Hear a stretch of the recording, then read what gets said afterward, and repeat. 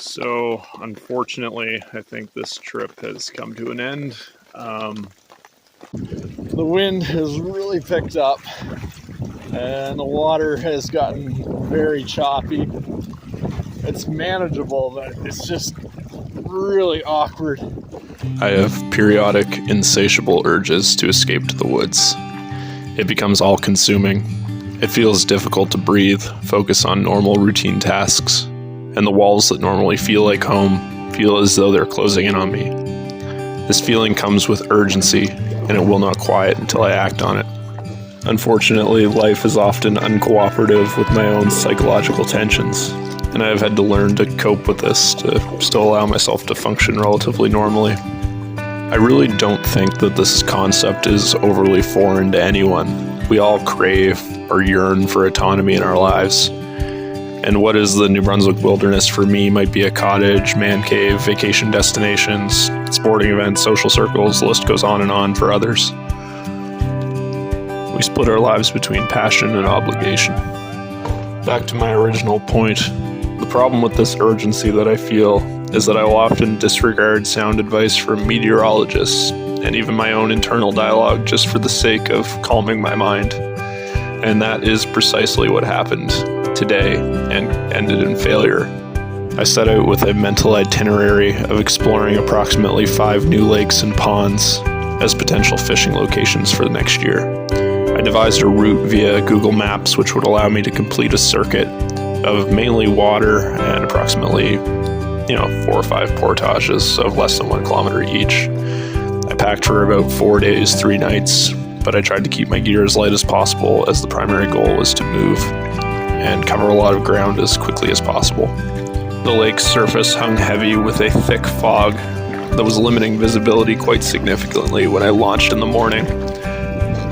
It took several hours for this to burn off. I was quite pleased with the day as I moved through the channels with only minimal rain, not the torrential downpour I had seen forecasted. Thinking I had pulled a fast one on Mother Nature, I smugly continued on with all of the optimism in the world. I found this incredible sandbar after 3.5 hours of paddling. If it had been warmer, I definitely would have gone for a swim or worked on my tan, but I filed its location away mentally to return on a warmer day. That's as good as Cancun for me. I was excited as I was now entering the river system that would take me into the more remote areas, where I suspected that the legendary trout of New Brunswick reside. I rounded the turn and was met by an absolute wall of rock and a trickle of water less impressive than an 80-year-old dude who forgot his Flomax. From the eyes of a nature lover, I was thrilled that I had found such a unique place and explored it on foot for an hour. From the eyes of a kayaker, no matter how far up the river I went, the water level remained the same. I consulted the maps and realized that I would have to portage over 5 kilometers based on this new information. I decided that this was unachievable and changed my plans. On my way back to my kayak, I slipped on a rock and landed directly on my elbow. Fortunately, I didn't hit anything else more important. In the frenzy, I had fallen completely into the brook and soaked myself. Blood poured from my elbow from an unimpressive 1 centimeter laceration and stopped up with a bit of pressure. Demoralized and in pain, I went back out to the main lake and found an island to set up my camp on. I had decided to go with a tarp and hammock as it was significantly lighter than my tent.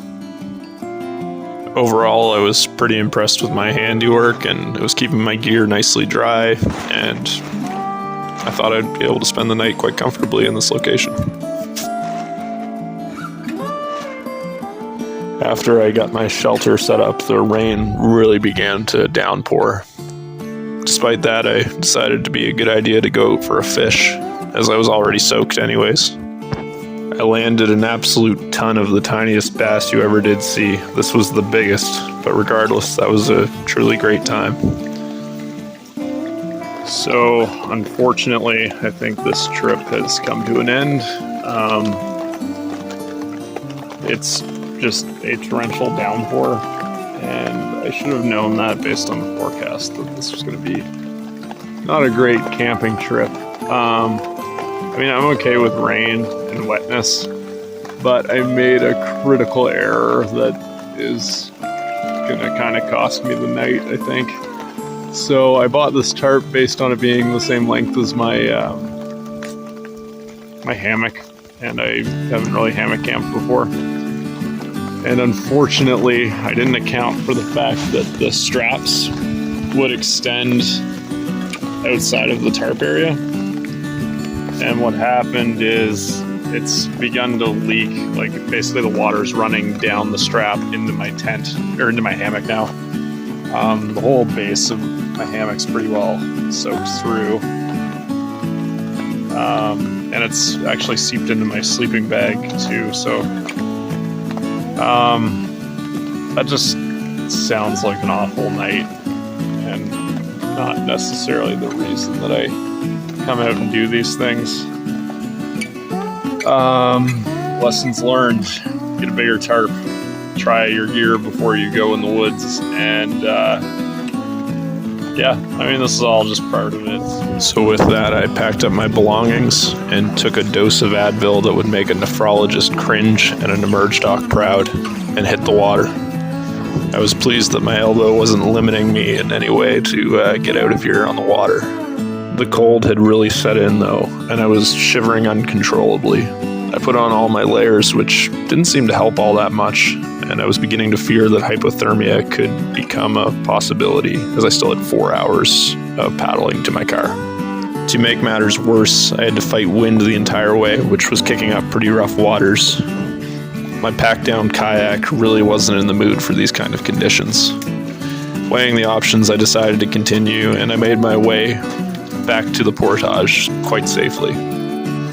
Risk is a difficult and uniquely human concept to wrestle with. I am more acutely aware of risk when I'm alone in the wilderness. It is a strange trade-off between the desire to preserve your life for future experiences while trying to enjoy the experience the most in the present. It is simultaneously thrilling and immobilizing, and certainly a sensation that I need in the right proportion in my life. Tempering the extremes is key. Out here, without any contacts, any simple injury, careless maneuver, or mistake can end in tragedy. Because of this, I try to move slowly, and I take far less chances, and am willing to pull the cord prematurely if needed. All right, so I have about an hour left of paddling to get back to my car, but I decided to stop and make myself a cup of coffee and a nice bowl of ramen, and just kind of warm up. I was shivering quite badly, and this kind of did the trick. Just reflecting on today, overall, I got what I needed out of today. Even though it was like a failed trip, or I didn't set out, or I didn't complete my itinerary that I wanted to do, I discovered a place that I've never been to. It was absolutely beautiful. I formed a bunch of new memories that I'll always enjoy. And I basically spent the entire day, sun up to sundown, outside. And all of that just really achieved the purpose of relaxing me, and just kind of making me feel a bit more refreshed with life.